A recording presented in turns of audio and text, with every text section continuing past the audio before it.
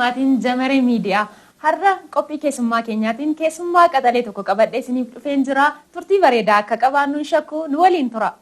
Magi baga nagaan dhufte. Walumaan baga nagaan dhufte. Daawwattoota keenyaa wal barmi. Hayyo ummata qashtii ani magee saatu mucaa baatu bilchoo malee dheedhiin nyaatu naan jedhani tiktokeriidha. Miidiyaa koo irratti walaloodhaan beekamaadha. Miidiyaan Jamaree nawaamee dhufee isaan waliin turtii isinii godhaa. Hanga dhumatti nu daawwadhaa isiniin jenna. Mee mageenii dhaloota isaarraa yoo jalqabne akkaataan dhalootaaf guddina keetii maal fakkaata? Ani akkuma nama tokko haadhaaf abbaa koo irraan dhaladhe ji'a 9 guutee gara haadha tootiitii ba'e. Deebi'ee immoo mana barnootaa waggaa kiyya 5ffaa irra seenee mana barnootaa Laayifsoong jedhamu. Ani amma barataa kutaa 11ti. Deebi'ee sooshaal miidiyaa akkuma fakkii bilbila naa bitanii jennaan gara sooshaal miidiyaa kana seenee hadha immoo beekamtii sooshaal miidiyaa kiyya irratti na beekaniin miidiyaan Jamaree nawaamee isaan waliin turtii godhaa jira isin jedhamu ta'uusti. Mee akkamittidha kaniiti jalqaba gara miidiyaa hawaasaa kanatti gara tiiktookii akkamittiin eegalte akkaataa eegala isaanii ofiiti? Ani duratti bilbila hin qabuyyuu bilbila hiriyaa kiyyaa ijoollee hiriyaa kootiitiin iddoo waayifaa deemaa ilaalla. Deebi'ee immoo akkaawuntii nama baay'ee irratti hojjetaa ture jechuudha tiiktookii. Akkuma akkaawuntii namaa irra hojjetaa deemu koomentiin namni si argu yaada gaarii walaloon kee namatti tolaa nama hawwataa naan jechuu jalqabee. Deebi'ee alhamdulillah kutaa 11tti kaarkulamiin haarofti kun akkuma dhufe kitaaba bitadhaa kitaabni waan hin jirree fi bilbila bitadhaa jedhame. Bilbila bitadhaa jennaan faazerii koo rakkisee naa bitee. Deebi'ee akkuma gaafuma bilbila akkuma paatarniin naa banameen an tiiktookii banadhee hiriyoota kiyya bira deemee. Ati silumaa tiiktookiif malee barnootaaf bilbila hin barbaanne jechuudha. Maaliif dhagaa tokkoon simbira lama isa jedhan sanas si argate.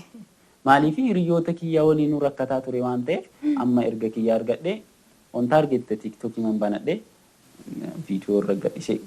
Viidiyoo ani yeroo jalqabaatiif gadhiise waa'ee barumsaa wal qabatee waa'ee ijoolleen kutaa 6 qormaatamaa turaniyyuu deebi'eeti bakka waa'ee biraanuu ijoolleen baadiyaa dhufanii baadiyaa fagorraa hiriyoonni kiyyan jiranii kaachii dhufan aadaa akkasii irra hojjedhee naa laalla maaliif bakka hanga ilala yeroo boqonnaa galaa laalu jira silkii qe'een mana barnootaa dhiyoo waan ta'eef viyuu fa'aa akkasii galaa laalaa deebi'ee immoo bakka moor gaafa namni si ilaalaa koomentii si barreessaa dhufu sitti tola bakka tiiktookii kana hojjechuu. Sana dura garuutu tiiktookii irratti hin hojjetin dura hojiilee akka qoosaa kana yookiin wantoota akka walaloo kana ni yaalta turte? Mana barnootaa keessatti yaalaan ture amma fakkeenyaaf keessummaa wayii bor dhufa yoo ta'e maqaa keessummaa sanii na himanii walaloo akkanaa qopheessii fi akkas naan jedhan deebi'ee yuunivarsiitii adda addaa deemaati walaloo fadheessaa ture gaafa cufamaa mucoo dureetti jedhamtu akka jirti ishee waliin waan akkasii dhiyeessaa turre. Moor beektaa namni kun koomeedii jaalata. Amma fakkeenyaaf hiriyoota kiyya waliin gaafa bilbila hin qabne gaafa deemee akkana iskrool godhan yoo qoosaan taane hin dabarsan. Maaliif namni keenya deebi'anii aadaa kiyya keessatti fudhadheeti qoosaa godheeti osoo wanta barnoota namaa kennu osoo hin dabarsita jedhu viidiyoo akkasii hojjedhe. Egaa mageenii yuunivarsiitota adda addaarra deemaan ture walaloo adda addaa hojjechaan ture jettee jirta. Yeroo akkamiiti kaniiti walaloo kana yuunivarsiitii akkamii faarraa eessa fa'aa deemteeti kaniiti hojjechaa turte? Kana jechuun walaloo kana namatu siif barreessa moo kennaa walaloo kanaa qabaatteetu eegalte? Amma fakkeenyaaf yuunivarsiitiin gaafa koofii ijoolleen amma gaafa dhumaa wal ga'anii barsiisaa waan akkasii yuunivarsiitii teekniikii yuunivarsiitii fa'aa jiranii piiskoo gaafa ijoollee eebbisiisee baasu fa'aa achirra yoo naaf feeran deemee walaloo jedhaafi. Walaloo dargaggoota yeroo sanii wal qabate walaloo koomeedii ta'e dhiyeessaa fi deebi'ee bakka akkasuma moora argite miira koomeedii hojjechuu keessa seenee namni achirra si arge deebi'ee lafattuu si argu si jajjabeessa. Akkasumaan walaloo kana gara sooshaal miidiyaa maaffinnee naan jedhan gara sooshaal miidiyaa fi immoo bilbila hin qabu ture deebi'ee hanga bitadhe immoo sooshaal miidiyaa irra waan akkanaa jalqabe. Baay'ee namatti tola. Umurii kee meeqatti kaniiti walaloo barreessuu eegalte? Walaloo jalqaba barreessite yaadachuu dandeessaa laata? Jalqabaaf kaniiti barreessite yookiin waltajjii kee jalqabaa irratti haa ta'u yeroo jalqabaatiif yeroo akkamii eegalte walaloon ati ittiin eegalte sun fa'aa yaadachuu dandeessaa? Amma beektaa jechuun walaloo san yaadachuu fi moor anammoo fakkeenyaaf maqaa barsiisotaa kiyyaaf maqaa gumii keessa jiruuti ijoollee sanniin maqaa dha'ee ta'uu danda'a. Amma fakkeenyaaf walaloon yeroo sani madarakii irra beekamnu yookaan namni illee mormi beekuun walaloo mucoo takka olii dhiyeessu jira. Lama taatanii dhiyeessitu? Walaloo durbaaf dhiiraati.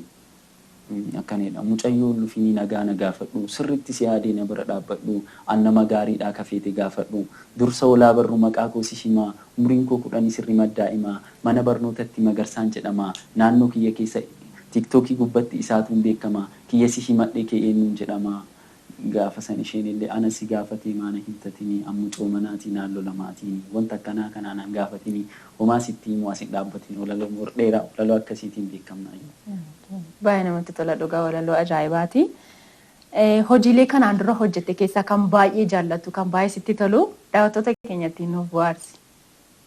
Walaloo baay'ee natti tolu keessaa jechuun qunnamtiillee ta'uu danda'a yookiin wanta akkasii si qunnamuu danda'a. Inni illee si qunnamuu baate garuu kan isa fakkaatu akkana jedha.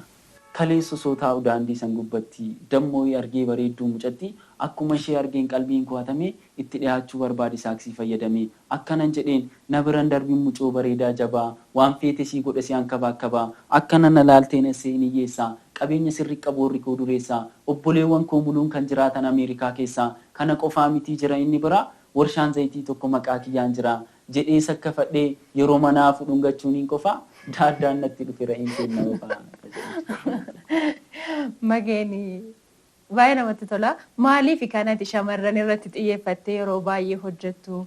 Fuula TikTok irratti illee kanatti hojjettu. Akkuma silanatti himtes immoo duriyyuu waltajjii irratti baay'inaan kanatti hojjechaa turte shamarran irratti xiyyeeffattee akka ta'e ifaadha. Kun maalirraa keeti? Maaltu kanaaf si kakaase laata?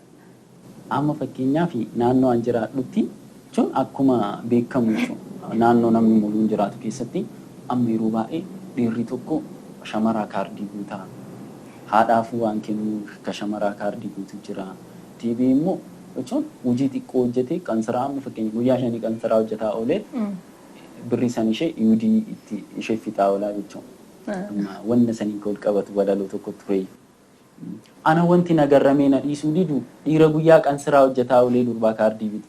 Taisaatiifuu goommanni coggaarraa isaa fixe bargarii affeera ishee kaaffee fide isiin illee kana gowwaa argatte maadhuun naree jettiin gixxim gootee nyaatte waan guyyaa 3-4 gubatee hojjete kiisii qullaa baachitti urgufate biyya namii kanuma maal jenna birrii qabu muluu baasee durba kenna ka akkanaattu balleesse kunoo maqaa kenna dhiira akkanaa kannii walitti qabanii shabbeenaan gara fuundoma isaanii. Akkamati bittee beektaa afeertee fa'aa laata? Waan qaban namaa himu jedhanii kaaffeeruu lakkii dhiisedhee gorsa malee garuu osoo na affeerte hin didu malee ati ofii keenya affeertu jechuudha. Mee mudannoo addaa qabdu gara hojii kanaatti erga dhuftee booda mudannoon addaati qabdu hojii kana keessatti wanti si mudate kan itti dagachuu hin dandeenye kan ittiin daawwattoota keenya fo'aa gochuu dandeenyu tokko nutti himi. Gaafuu jettaa beeksisa hojjechuuf hoteela naannoo keenyaa tokko namame. Ani fooni manatti jechuun gaafa ayyaanaa nyaanna. Akkuma beeku gaafa ayyaanaa manatti maatiin qirca yookiin lukkoo qalee nu nyaachisa malee qurxii jedhan san hin beeku. Mana qurxii beeksisuuf deemeet foon nu jala taa'ee in ulfaata baay'ee gaafa murattee hin beekne si ulfaata guyyaa tokkoffaa ta'e kaameraamaanii akkana daqqaneera. Kuwwan namni namarsee ilaalaara. Namni jechuun promooshinidha. Kan hojjechuuf jedhu si waan ta'e. Namarsee ilaalaara. Deebii akkana qabadhee akka itti muran hin beeku. Lafatti muruu fi makartafaan hin jiru karra. Kanaafuu tirra jira. Akka godhoo ilaalee bakka.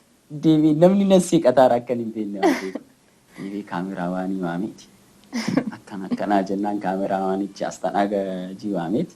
Mummuraa fi jedhee isaan naa mummuraa akkasii akka gaafsanii salphadhee beeku bakka namni si kolfatu ta'a. Jechuun tiiktaakarii taate ati tiiktaakarii feemasii namni si waame taate gaafa foonfuruun beeku. Umuriin keellee garaa waan ta'eef hin komachiisne sa'aatii kana gaa hoteela deemtee ofii murattee nyaachuu akka hin jalqabne hin beeksistaa. Maal akka ta'e beekaa gatii saniin foon muraa kan nyaattu manna osoo qabaattee wanti nyaatamu meeqa osoo jiraatu foon nyaachuu. Foon jaallattu jechuudha. Osoo qabaadhee iyyuu muraa seenee nyaadhu dhugaa. Har'as hin nyaatu jechuudha ati foon diimaa. foon diimaa nyaadha garuu hagammaan baranne manatti gaafa faazariin re'ee qalee teereriingii godhaa ture. Iyyaadha garuu yoo argu kunaan isheenis qaba kaa'amma fakkeenyaa fi bakka tiiktookari namni baay'ee jirutti osoo wanta akkasii dhiyaate naamuriin jettu. Kanaafuu amma dhiyaachaa jira. Teereriingii waan godhaa hin baradha. Ay rakkoon qabu akkuma qoosaa gootee darbuu dandeessa garuu ati yoo hin beeknellee qoosaa gootee darbuu dandeessa. Dhuguma garuu muudannoon akkasii keessattuu magaalaa Finfinnee keessatti kanaan wal fakkaatan hedduutu jira. Kanaan dura wantoonni ani dhagee namoonni yeroo jalqabaaf gara magaalaa Finfinnee fa'aa dhufanii hoteela gurguddaa yeroo deemanii mudannoo hedduutu isaan mudataa. Egaa haa ta'u mudannoo baay'ee namatti toludha. Mageenii jaalallee qabdaa? Jaalallee waan akkasii maanqa jaalallee qaba. Hiriyaa jaalallee qabu hin qabu garuu. Malee jaalallee qabu. Gara fuulduraatti hojii amma irra jirtu kanaanii bifa akkamiitiin dhufuu barbaadda moo akkuma itti jirutti itti fufuudha? Haala ittiin uummata kanatti dhiyaachuu barbaaddu? Karoorri koo fuuldura wannuma amma qabadhee irra jiru kana walaluma kana jechuun gara kitaabaa deebiseeti akka uummata kiyya mul'u irra ga'u. Amma fakkeenyaaf kan baadiyyaa kan magaalaa jiraachuu danda'a. Namni bilbila fayyadamee jiraachuu danda'a. Moora akka Oromoon na beeku akka seenaati akka naaf ta'a. Walaloo komiidiidhaan walaloon baay'een barreeffamuu danda'a kanaan dura kitaaba irratti. Waan mataa kiyyaa ta'e kontektii mataa kiyyaa kitaabaan barreessee akka uummata kiyya naaf bira naaf ga'u barbaada. Baay'ee namatti tola. Yoomitti si haa eegnure? Dhiyootti moo hin turamoo? Isa rabbi beeka. Amma ganaa barataa kutaa. Ispoonsara siif qopheessina jedheen. Anam barataa kutaa 11ti. Yuunivarsiitii seenuu barbaada yoo rabbi jedhe. Yoo rabbi jedhe garuu. Injala rabbi. Deebi'ee gaafa yuunivarsiitii baatu hojii akkasii keessaa barreessaa kitaabaa ta'uu barbaada. Amma soshaalii baradhaa jira. Barreessaa kitaabaa ta'uu barbaada fiicharii koo. Amma fakkeenya maal akka ta'e barreessaa kitaabaa ta'uuf ati nama bilchaataa sammuu isaa bilchaatee ta'uu qabda. So kanaafu dura sammuun kiyya bilchaatuu qaba. Oromiyaa keessa maal akkamiitu jira? Waan attamiitu jira? Oromiyaa maal qabdi? Isa jedhu san hayyuu attamii qabdi? Hayyuu wal baruu qabda. Hayyuu waliin rileeshinii dubbii godhuu qabda. Nama seenaa beekuu waliin ooluu qabda. Waan akkasii irratti qindaa'eeti gaafuu uummata kiyya biraan ga'uu barbaada. Dhugaa keetti sirriitti bilcheessitee fudhattee as ba'uuf deemtaa jechuudha. Baay'ee namatti tola. Egaa ani barataa kutaa 11ti jettee jirta. Mee barnootaa fi hojii tiiktookii kun wal faana sii deemaa jira? Akka bifa akkamiitiin kan itti wal faana deemsisaa jirtu? Barnoota kee irratti yookiin hojii isa kanarratti dhiibbaa hin qabaatu? Beektaa caalaan kaayyoo keeti. Ati gaafa kaayyoo kee itti amante salphaadha wanti muduu gaafa karooraan gootu. Ani amma tiiktookiin pilaatfoormii sii kafalu miti. Pilaatfoormii dandeettii beekamtiitti argattu malee jechuun beekamtiin argatta garuu wanni adda addaan jira malee tiiktookiin kaampaaniin tiiktookii kallattiidhaan wanni sii kafalu jiru. Kanaafuu fiichariin koo barnoota ta'uu qaba beektaa. Barnoota irratti xiyyeeffadheeti. Amma fakkeenyaaf halkan gaafa tokko laayivii seenaa baay'isee seenu yeroo barna qorumsaa laayivii illee seenu viidiyoo illee poostiin godhu yeroo baay'ee jechuudha. Maaliif barnoota kootii waliin na jalaa bu'a waan ta'eef. TikTok itti yaadii wanti barreessinaa dhufu hin jiru. Karamatti osoo deemu aadaa kireet godhee sammuu kee keessatti aadaa amma fakkeenyaaf ani itti yaadii amma TikTokii wanna akkanaa hojjechuu qaba gaafa masti jedhe sammuun kee na diduu danda'a. Garuu gaafa osoo deemtu sii dhufa isa walitti sammuu keessatti walitti guree deebee gaafa kaameraa fofoo kaa'in hojjedhaa jechuudha. Malee TikTokii kan hojii kiyya jedheeti wanta argitte bakka TikTokiin kun hojii kiyyaa TikTokii kana akkana jedheeti barumsarraa hin baduullee hin barbaadu. Kanaafuu xiyyeeffannoon kee guutuu kan itti gootu gama barnoota keetii irratti jechuudha. Gara barnoota kootiiti. Akkami garuu barnoota kee irratti barataa gobaziidha moo qoostamoo barsiisota fa'aa jeeqxaa laata jedheen shakkaa. Clever student gobaziif kaan illee caalaa ani clever studentidha. Barumsa kooti barsiisota kootiin hin jaalatama. Daree keessatti hin jeeqamu. Fakkeenyaaf itti gaafatamummaa illee qaba. Fakkeenyaaf hayyuu daree uumamaa danda'a. Sababa yeroo baay'ee garuu hayyuu daree warri ta'an jeeqxota waan ta'aniifi akka isaan hin jenneef jedhanii itti gaafatamummaa sana itti kennama. Akkami garuu kanarratti dhuguma naamusa waan qabduuf sitti kenname moo callisaniif? Beektaa akkuma kee kana namni baay'een jechuun TikTok irra qoosaa yoon argu nama jechuun nama barumsa irrattu wanta argettu godhu jechuun nama barumsa hawwatu nan se'u garuu ani dhugaa wasiin barsiisaa kiyyaa wal si qunnamsiisuu danda'a tokkoffaa beekne simisteera kana qoradhu dhugaa qoradhu tokkoffaa beekne simisteera kana barataa sooshaaliiti deebee bakka inni guddaan tiraansiidha tokkoffaa baatee baattee sun inni ingilisiidha tiransii waan inni gargaaru du'aa inaa godha asuma ummata du'aa inaa godha akka tiransii. Ayyaanillee qoosaafin gaafadhe malee dura isaa qoradheen jira osoo hin beekini barnoota isaa irratti barataa qaxaleedha akkuma jedhe dhuguma tokkoffaa baa naamusaanillee hedduu naamusa gaarii qabaachuutiin barattoota mana barnootaa isaaf barsiisota isaaf fakkeenya gaarii nama ta'ee jirudha. Egaa du'aa inaa godhaa isiniin jedhee jira du'aa godhaa fi gaan tiransiif yaadda'ee jira. Egaan daawwattoota keenya qophii keenyatti bu'aaraa bashannanaa akka jirtan abdii guutuu qabna. Mee amma immoo hojiilee magee keessaa hojii muraasa daawwannee walitti deebina. Nu waliin tura. Warri maama ga'ee sabaddee jedhaa turtan na gaafata sababa isinii maa gurra natti laata. Jireenyi biyya kanaa na dhukkubsee mata osoo lukaan murteessee gara Ameerikaa deemaa baqata. Anuma Ameerikaa seenuu gaidaan garra qabame ji'a 3 guutuu tumamee rabbi na gargaaree haadha gadhiifame. Warri na muufattanis gara maannaa dhiisa amma achi guyyaa isin bashannansiisa.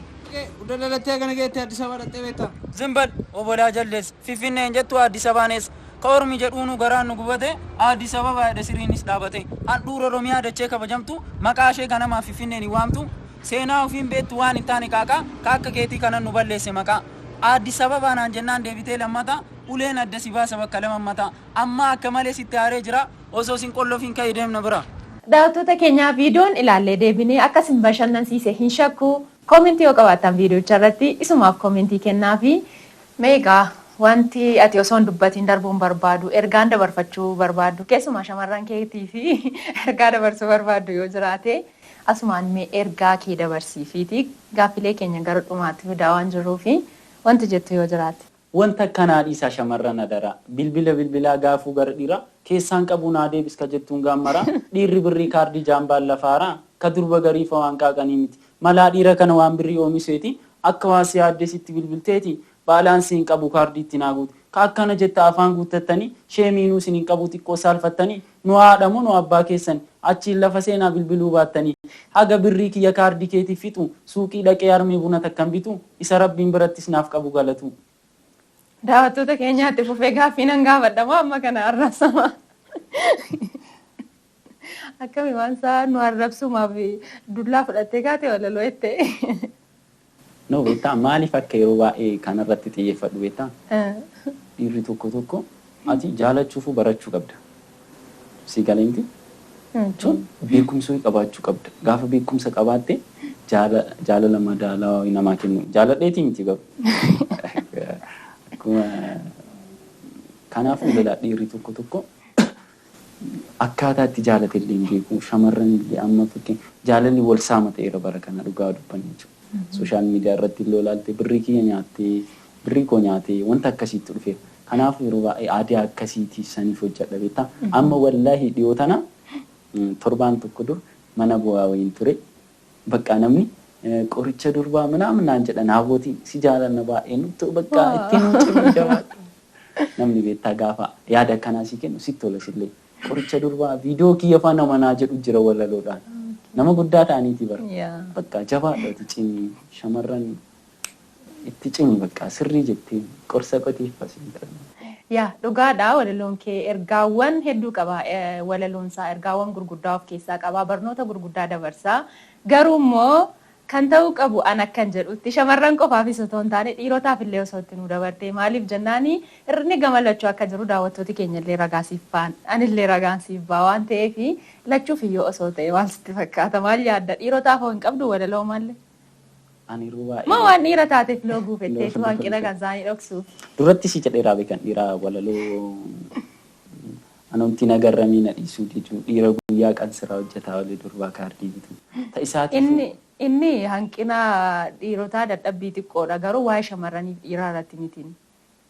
Garuu yeroo waa'ee. Amma fakkeenyaaf dhiirri shamarran kaardii guuchisiifachuu barbaadu hin jiru kan sobee jaallatee irraa nyaachuu fedhu hin jiru.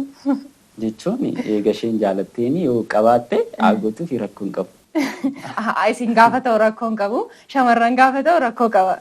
Beektaa mooruu fayyaalessa dhiirri kun ni beektaa jechuun gaafa si jaalatte homa qabu sitti urgufata. Sanii fi beektaa warri dhiiraa kun fayyaalummaa qabanii moor shamarra osoo sirreeffatanidha. Hin beektani hin dubbatan malee hin beektani. Hin beekan shamarran illee akkamiin fayyaalessa ta'an hin beekanii. Kanaafuu xiqqoo nu qusadhaa jechuu barbaade torra shamarraniiti.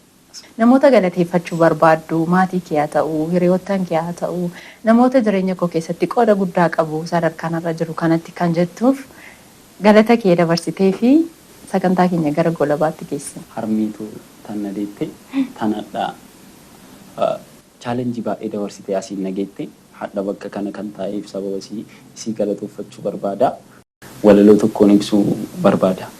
Harmee kee barreeffames dubbatamee dhumu waan ati naa goote kam dhiisee kamimuu na guddisuuf jecha rakkoo meeqa argite ufii agabuu bultee ana na quubsite osoo si dhukkubuu osoo a'aa jettu dadhabeera jettee takkaa ciiftee hin beektu na guddisuuf xaarta hanga lubbuun jirtu bareenni kee kalee kan si arge marti raajeffataa laalu osoo aduuf qorri dabareedhaan qaama kee yoo xalu qilleessi rakkinnaa osoo si bubbisuu ganamaa galgala fuulli kee ifaan sun fakkaate kasala harmee hangana muluu xaartee atarraan nageette anis jasaa kee hin dagadhu ilmi ati deette guyyaa halkan dalagaa akka tinaa nyaattu diriirfattee teette.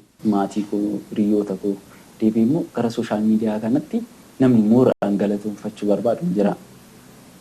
Hiriyaa kooti Sultaan Jaalatu jedhama. Nama jechuun akkaan tiiktookii 60,000 nani laayivii seeneen beeku jechuun ooma laayiviitu hin beeku.